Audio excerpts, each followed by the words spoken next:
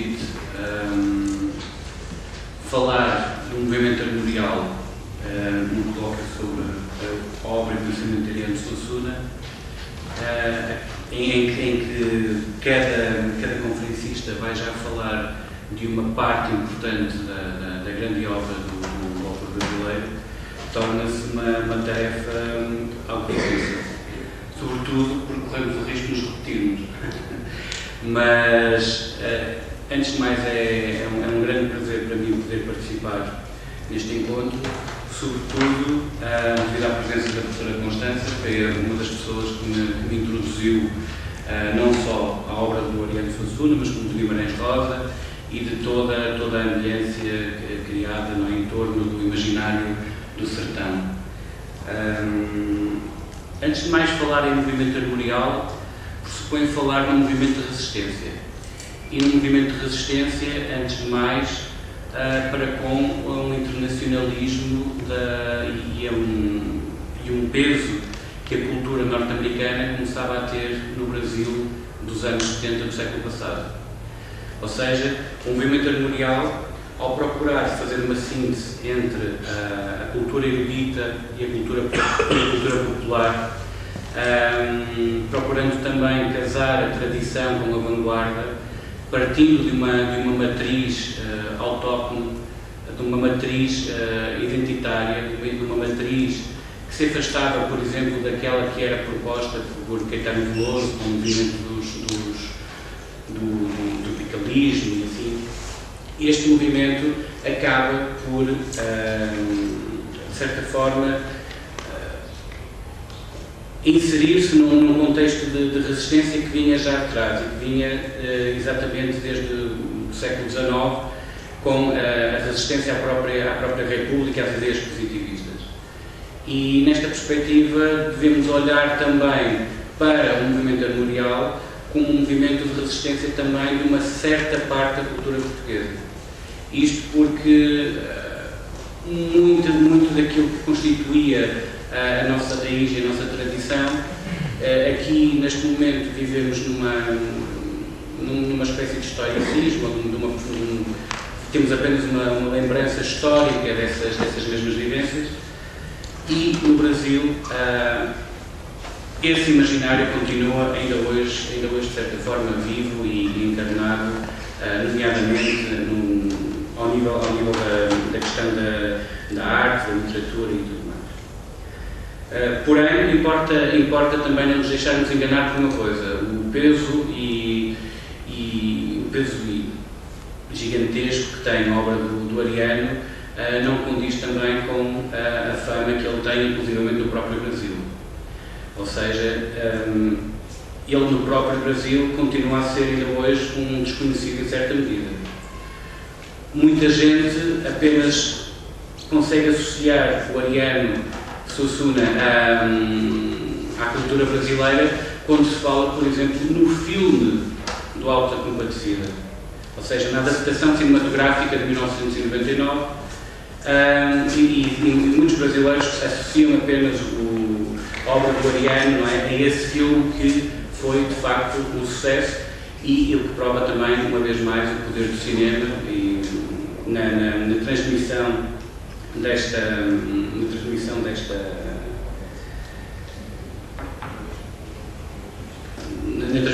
ideias, na transmissão de um determinado gosto, na transmissão de uma determinada perspectiva cultural, social, política, espiritual e tudo mais. Para nós portugueses pensarmos na questão do movimento armorial, para quem nunca ouviu falar neste movimento, eu creio que, apesar de não se poder fazer nenhuma ligação direta, mas ligação direta, isto é, apesar de não existir uma ligação direta com os movimentos que eu vou referir, creio que podemos encontrar um pouco na alma destes três marcos que eu irei referir, um pouco do espírito do movimento armorial. Desde logo, a Renascença portuguesa, no que toca ao reportuguesamento de Portugal, da ideia de Portugal, da sociedade portuguesa, porque foi em certa medida isso que fez o movimento armorial no Brasil. ou seja, procurou reaproximar novamente o Brasil da sua tradição genuína, que de certa forma se desvinculou da ideia do Brasil e da identidade brasileira, criada sobretudo a partir da República, não é? da implantação da República. E aqui talvez consiga perceber um pouco aquela tal questão do monárquico de esquerda, não é? Ou seja, porque é a perspectiva acaba por existir uma oposição entre aquilo que é a concepção de uma república positivista com aquilo que estávamos a falar de uma monarquia mais tradicional, mais voltada para aquilo que é a vivência espiritual de um povo. E, ao mesmo tempo, a parte dos esquerdistas ou da esquerda voltada para a questão da ação social e do apoio do povo, coisa que a República não fez quando, basta pensar em Canudos, que, por exemplo, foram 20 mil mortos, foram 20 mil mártires.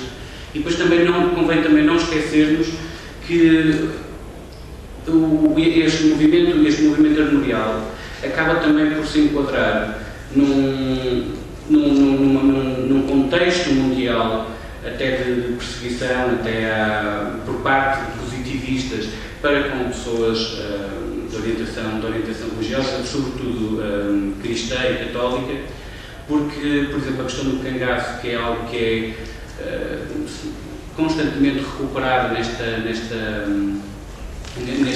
universo armorial, acaba por ser uma realidade com ligações bastante próximas, como, por exemplo, a questão dos cristãos no México, que mais tarde vai explicar aquilo que vai acontecer na perseguição religiosa na Guerra Civil de Espanha. Ou seja, existe todo um contexto também para um aparecimento de determinados movimentos que vão influenciar, ainda com uma perspectiva utópica, idílica, onírica, até se quisermos chamar, o próprio movimento armorial na sua criação nos anos 70. Mas voltando então às tais 3 influências que me parecem importantes desde logo para procurar explicar ou para procurar demonstrar um pouco melhor a quem não conhece o movimento armorial esta questão da ligação então a outros movimentos que nós podemos encontrar no espaço peninsular. Já falei no caso da Renascença Portuguesa, isto numa perspectiva então de uma reaproximar do espírito e da matriz de um povo e da sua identidade. Já que estamos em ano de celebrar Orfeu, não podemos esquecer que, apesar do caráter popular, tradicional, da arte que constitui como um todo o movimento armorial, não podemos esquecer a sua associação à vanguarda e a sua associação a um certo modernismo.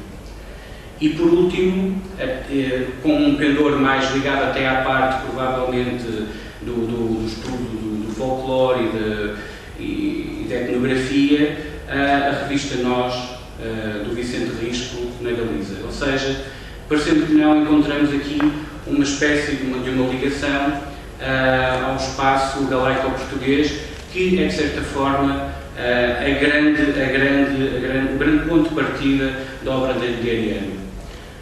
Alguns autores consideram que não existe uma ligação entre a obra de Guimarães Rosa e a obra do Ariano Suassuna. Eu, pessoalmente, não concordo e creio que poderemos não entrar por questões estéticas, mas, de certa forma, os dois autores inscrevem-se numa mesma tradição porque ambos deslocam o eixo da cultura mediterrânea e peninsular para o espaço brasileiro, nomeadamente para o espaço nordestino, para o espaço do Grande Sertão, onde as vivências cotidianas das pessoas acabam por ser transformadas em autênticas epopeias e odisseias à imagem do que fez, do que terá feito a Hércules ou até as próprias histórias de Dom Quixote. De facto, estas são algumas das grandes influências de Ariano e que constituem também as grandes influências do todo o movimento armorial na sua gênese. Ou seja, a questão um pouco da cultura clássica, que está obviamente presente, mas, sobretudo, a tradição cavalheiresca, os círculos arturianos,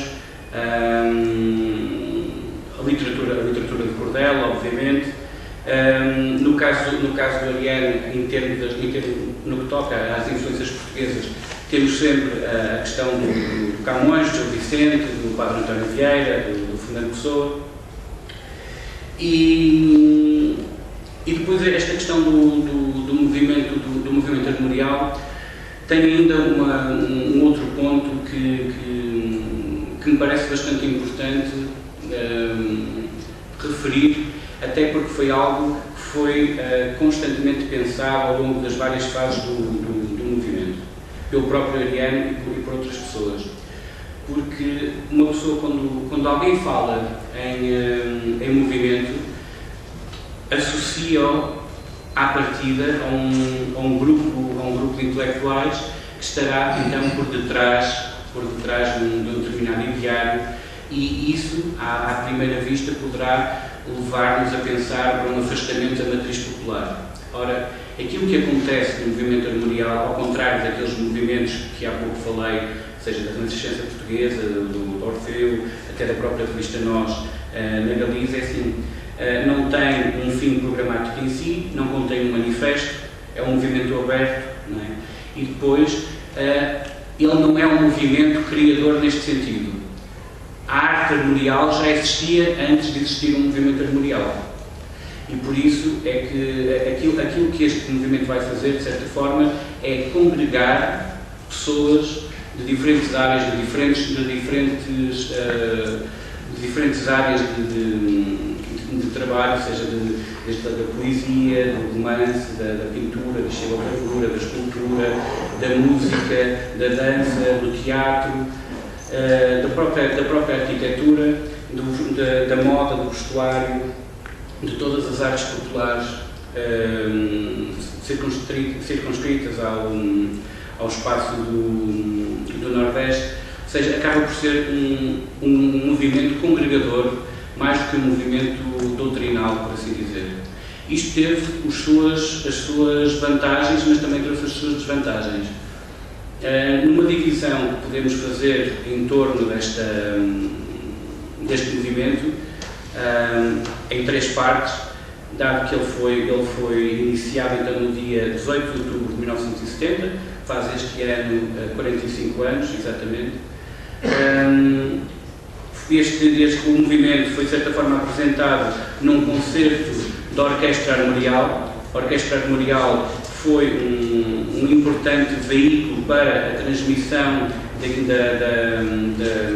do imaginário chamado armorial então por Ariano Suassuna. E porquê? Porque a questão da música era um elemento que acompanhava de certa forma, era um elemento congregador de todas as formas de arte associadas ao movimento armorial. E era um movimento que era essencial porque ele servia muito daquilo que acaba por ser representado e transmitido através do chamado movimento armorial, da arte armorial, como queremos chamar, partiu muito também da tradição oral, não é?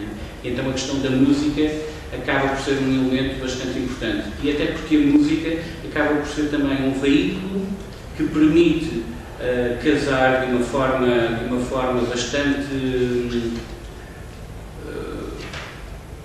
harmoniosa, por assim dizer, aquilo que é a tradição europeia, barroca. Aliás, este primeiro concerto tinha um título que era 3 séculos de música nordestina, do barroco ao armorial. Só que eles obviamente não ficaram por aqui e acabaram por assimilar outros tipos de música ligados à cultura nordestina, ligadas à cultura brasileira, mas não se ficaram por aí, ou seja, havia uma recuperação, havia o aproveitamento de determinados elementos, mas havia também um fator importante de criação. E por isso mesmo é que, logo em 74, ou seja, 4 anos após a criação do movimento armorial, o primeiro disco do Quarteto Armorial foi considerado o álbum do ano no Brasil, com um grande sucesso, inclusivamente perante uma juventude que, segundo o Ariano, andava sedenta de Brasil.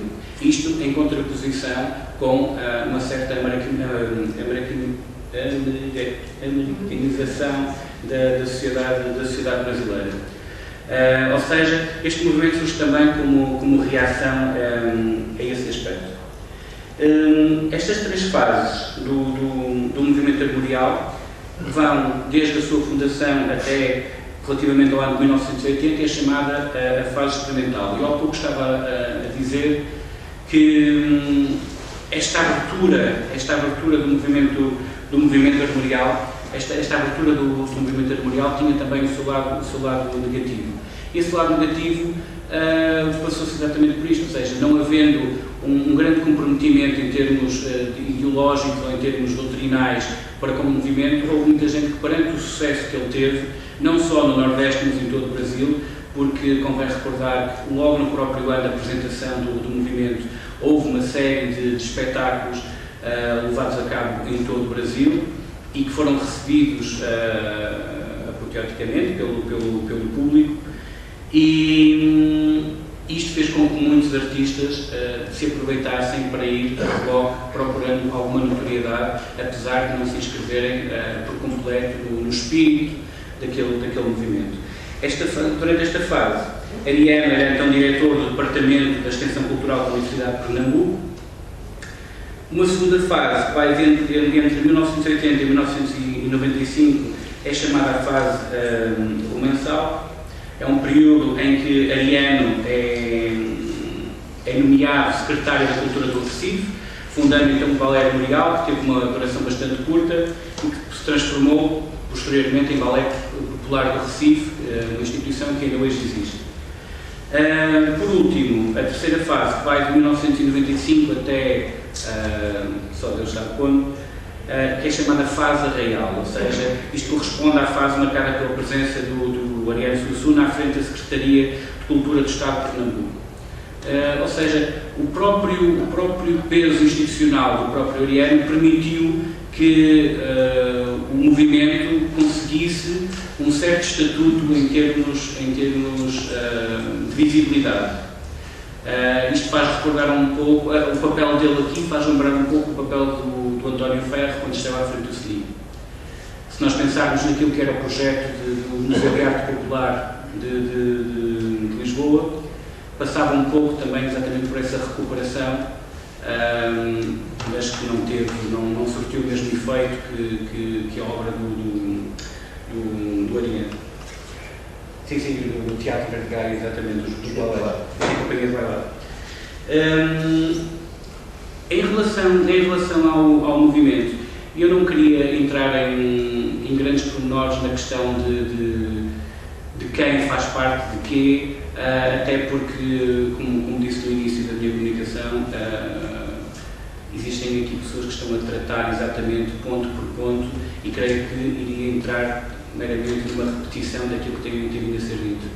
Eu iria mostrar apenas algumas imagens que acabam por sintetizar um pouco a diversidade que podemos encontrar e também a própria atualidade que este movimento ainda hoje tem, apesar da morte que, para uma pessoa como a Ariano, é sempre precoce, não é? Apesar da sua partida, que ainda hoje sobrevive. Desde logo, até a própria professora Constância tinha falado ainda há pouco da questão da Pedra do Reino, não é? Este é um dos desenhos feitos por Ariano Suassuna, que é retirado do romance da Pedra do Reino. E desde logo acaba por ser, eu escolhi esta imagem para abrir este conjunto de apresentações por um simples motivo. A questão do nome armorial. O nome armorial, tal como o próprio Ariano dizia, provém de um armorial, de certa forma um livro de linhagem, um livro onde está a heráldica, e no fundo aquilo que o Ariano procurava fazer era devolver ao povo a sua identidade, ou seja, mostrar as suas raízes, procurar mostrar de onde é que vêm. E creio que este nome, que acabou por ser transformado em adjetivo, quase como um neologismo, para designar uma manifestação de um determinado povo num determinado sítio, acaba por ser bastante identificadora daquilo que era a missão ou o objetivo deste movimento.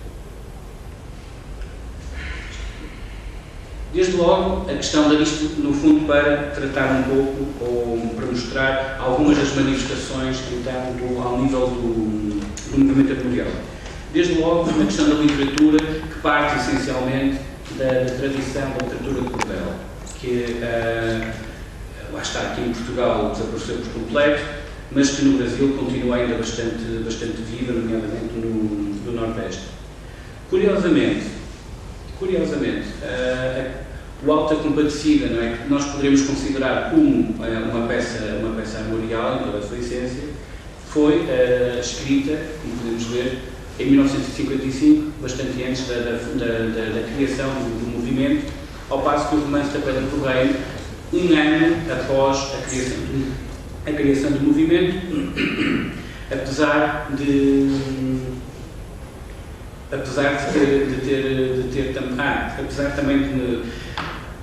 não ter acompanhado a parte inicial da expansão e da divulgação.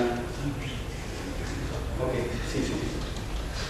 A questão da xilogravura e da pintura está intimamente ligada à questão do cordel e à própria arte nordestina. Estamos a falar de uma arte que tem mais de 200 anos e que ainda hoje constitui também uma forte presença na cultura brasileira, e em particular do Nordeste. Eu não vou estar aqui a perder grande tempo, até porque já tenho tempo bastante encurtado, mas isto basicamente são umas gravuras que são feitas em madeira, depois são cobertas de tinta e depois são gravadas no papel, na folha, o que seja. Isto aqui era o que era utilizado exatamente quando se faziam os cordéis, porque era a forma, não é, de utilizar a madeira como se fosse um tipo, não é? Ou seja, uma tipografia. Temos aqui o caso do Gilvan Sanico, que faleceu em 2013 e que é um marco importante dentro do movimento armorial, porque é ele o responsável pela elevação da xilogravura ou uma arte erudita, que até aqui era completamente desapreciada, esquecida, e que com ele foi elevada a um outro patamar. Escolhi esta gravura em particular devido à questão da presença das sereias, não é? Porque existe toda aquela ideia de que um dia o mar irá virar sertão e o sertão irá virar mar. Isto contraria um pouco aquela ideia que algumas pessoas têm, lamentando-se, de que os brasileiros esqueceram do mar, o mar que está na origem da sua criação, de à chegada dos portugueses e tudo mais, mas a questão é que o elemento marítimo continua ainda hoje bastante impregnado no inconsciente coletivo do povo brasileiro, nomeadamente no próprio interior do Brasil. Na questão da escultura e da cerâmica, existem dois nomes que são bastante importantes. Desde logo, o Francisco Branã, que tem a sua oficina em Recife, chama a atenção para estas estátuas que fazem lembrar um pouco aquilo que são os nossos cabeçudos, não é? As nossas romarias do norte do país, e que também estão associados às festas de Olinda, não é? Que também existem e também são utilizados esses mesmos elementos nas festas e nas romarias populares. Temos aqui um painel do mesmo autor, que celebra a Batalha de Guararapes, que acaba por ser... Este painel acaba por sintetizar um pouco aquilo que o próprio movimento armorial faz, ou seja, o casamento da cultura portuguesa com um contacto com a cultura indígena índia e com a cultura africana. Porque, se bem nos lembrarmos, na Batalha de Guararapes, foi uma batalha travada contra os holandeses, em que as forças portuguesas estavam divididas por terços, não é? Como era normal naquela altura, conforme os espanhóis faziam também, e existiam tércios de índios, tércios de africanos, tércios portugueses, e havia então aqui, de certa forma, uma comunhão entre todos os povos debaixo de uma mesma bandeira. A questão do São Jorge e o dragão é um motivo que aparece bastantes vezes, aparece muitas vezes na questão da iconografia armorial. Chama a atenção para o facto deste cavalo parecer um cavalo marinho, uma vez mais. A questão da cerâmica, Miguel dos Santos. A questão do cinema, que há pouco eu falava. Existem dois filmes que acabam por encarnar bem a questão da estética armorial e os princípios armoriais. Dois filmes do realizador brasileiro Robert Rocha, que foi um realizador que teve contacto com Ariano no finais dos anos 50 e que acaba, de certa forma, mesmo em termos iconográficos, em termos de cor e tudo, de remeter muito para aquele universo. A questão da adaptação do Alto da Combatida da Pedra do Reino também ao cinema. Sei que também fizeram recentemente uma curta-metragem sobre o próprio movimento armorial, que infelizmente não consegui encontrá-la, mas é uma curta-metragem que fala do movimento, com entrevistas a vários elementos que constituíram o próprio movimento, inclusive o Ariano. A questão da música, que tinha falado, estas duas primeiras capas do Quinteto Armorial que utilizam gravuras de Gilberto Sanico. Estes são os dois últimos discos, porque depois, entretanto, houve uma transformação, mas o grupo continua com outro nome. Quarteto Romançal, a Orquestra Armorial. A questão do alfabeto armorial é bastante importante também nesta questão. Ariano cria um alfabeto baseado nos ferros de marcar o gado e vê ali, tal como Gustavo Barroso já tinha escrito em 1946, vê ali uma forma de heráldica, ou seja, eles veem no ferro que é utilizado para marcar o gado, uma forma de demonstrar uma pertença e uma identificação com a heráldica. Isto leva-nos também, então, hoje em dia, àquilo que é a vivência armorial nos dias de hoje. Os tipos digitais e as fontes armoriais que têm vindo a ser recuperadas até para divulgar o próprio movimento e a própria arte armorial. Este cartaz foi elaborado para uma Bienal na América do Sul, que tinha este cartaz tinha como objetivo divulgar então a iconografia armorial, por assim dizer. Temos então aqui rapidamente duas fontes distintas, cujos elementos foram retirados de cordéis associados então à questão armorial. Há sempre que terem atenção à questão dos animais que são escolhidos, que estão sempre ligados então a várias histórias que constituem esse tal universo que a professora Constança estava a falar. Por fim, o design armorial, ou seja, a adaptação da estética armorial ao mundo de hoje, e algo que, agora para terminar, que nos deixará também um pouco a pensar, se não será a corrupção do próprio movimento, que é a adaptação da moda, da inspiração armorial ao mundo moderno. Ou seja, Jean-Paul Gaultier, na sua coleção de 2010, foi buscar influência tanto ao vestuário dito armorial, como também à moda popular mexicana, o que leva aqui a mostrar uma certa contaminação, por assim dizer, por esse tal internacionalismo que o próprio Ariano procurava combater. Resta então saber qual vai ser o futuro agora nos próximos tempos. Eu vou terminar por aqui, peço desculpa.